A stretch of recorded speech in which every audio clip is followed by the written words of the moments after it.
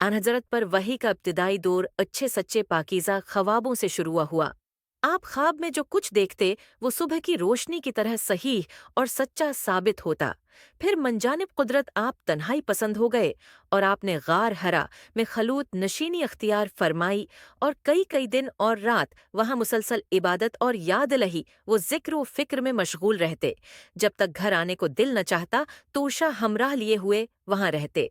तोशा ख़त्म होने पर ही अहलिया मोहतरमा हज़रत खदीजा रज़ी अल्लाह अन्हा के पास तशरीफ़ लाते और कुछ तोशा हमराह लेकर फिर वहाँ जाकर खलूत गज़ें हो जाते। यही तरीका जारी रहा यहाँ तक कि आप पर हक मनकशिफ हो गया और आप गार हुरा ही में क़ियाम पज़ीर थे कि अचानक हज़रत जब्रील अलैहिस्सलाम आपके पास हाजिर हुए और कहने लगे कि ए मोहम्मद पढ़ो। आप फरमाते हैं कि मैंने कहा कि मैं पढ़ना नहीं जानता। आप फरमाते हैं कि फरिश्ते ने मुझे पकड़कर इतने जोर से भींचा कि मेरी ताकत जवाब दे गई। फिर मुझे छोड़कर कहा कि पढ़ो। मैंने फिर वही जवाब दिया कि मैं पढ़ा हुआ नहीं हूँ। उस फरिश्ते ने मुझको नहायत ही जोर से भींचा कि मुझको सख्त तकलीफ महसूस हुई। फिर उसने कहा कि पढ़। मैंने कहा कि मैं पढ़ा हुआ नहीं हूँ। फरिश्ते ने तीसरी बार मुझको पकड़ा और तीसरी मर्तबा फिर मुझको भींचा। फिर मुझे छोड़ दिया और कहने लगा कि पढ़ो अपने रब के नाम की मदद से जिसने पैदा किया और इंसान को खून की फटकी से बनाया। पढ़ो और आपका रब बहुत ही मेहरबानियां करने वाला है। बस यही आयतें आप हज़रत जब्रील अलैहिस्सलाम से सुनकर इस हाल में गार हिरा से वापस हुए कि आपका दिल इस अनोखे वाकया से कांप रहा था। आप हज़रत खदीजा के यहाँ तशरीफ़ लाए और फरमाया कि मुझे कंबल ओढ़ा दो, मुझे कंबल ओढ़ा दो। लोगों ने आपको कंबल ओढ़ा दिया। जब आपका डर जाता रहा तो आपने अपनी जोजा मोहतरमा हज़रत खदीजा रज़ी अल्लाह अन्हा को तफसील के साथ ये वाकया सुनाया और फरमाने लगे कि मुझको अब अपनी जान का खौफ हो गया है। आपकी अहलिया मोहतरमा हज़रत खदीजा रज़ी अल्लाह अन्हा ने आपकी ढारिस बंधाई और कहा कि आपका ख्याल सही नहीं है। खुदा की किस्म, आपको अल्लाह कभी रसवा नहीं करेगा। आप तो अखलाक फाजला के मालिक हैं। आप तो कनबह परौर हैं। बेकिसों का बोझ अपने सर पर रख लेते हैं। मुफलिसों के लिए आप कमाते हैं। मेहमान नवाजी में आप बेमसाल हैं और मुश्किल वक्त में आप अमर हक का साथ देते हैं।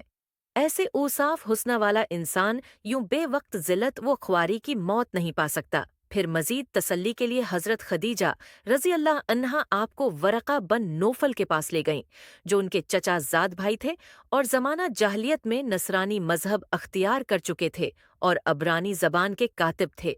चनांचे अंजील को भी हसब मंशाए खुदावंदी अबरानी ज़बान में लिखा करते थे। अंजील सरयानी ज़बान में नाजिल हुई थी, फिर उसका तर्जुमा अबरानी ज़बान में हुआ। वर्का इसी को लिखते थे। वो बहुत बूढ़े हो गए थे, यहाँ तक कि उनकी बिनाई भी रुखसत हो चुकी थी। हज़रत खदीजा रज़ी अल्लाह अन्हा ने उनके सामने आपके हालात बयान किए और कहा कि ए चचा ज़ाद भाई, अपने भतीजे मोहम्मद की ज़बानी ज़रा उनकी कैफियत सुन लीजिए। वो बोले कि भतीजे, आपने जो कुछ देखा है इसकी तफसील सुनाओ।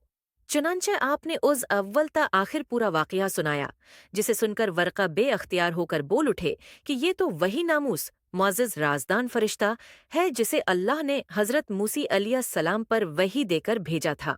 काश मैं आपके इस अहद नबूत के शुरू होने पर जवान उम्र होता। काश मैं इस वक्त तक जिंदा रहता जबकि आपकी कौम आपको इस शहर से निकाल देगी। रसूल करीम ने ये सुनकर ताजब से पूछा कि क्या वो लोग मुझको निकाल देंगे, हालांकि मैं तो इनमें सादिक व अमीन व मकबूल हूँ। वरका बोला, हाँ ये सब कुछ सच है, मगर जो शख्स भी आपकी तरह अम्र हक लेकर आया लोग उसके दुश्मन ही हो गए हैं। अगर मुझे आपकी नबूत का वो ज़माना मिल जाए तो मैं आपकी पूरी पूरी मदद करूँगा। मगर वर्का कुछ दिनों के बाद इंतकाल कर गए। फिर कुछ उर्सा तक वही की आमद मौकूफ रही।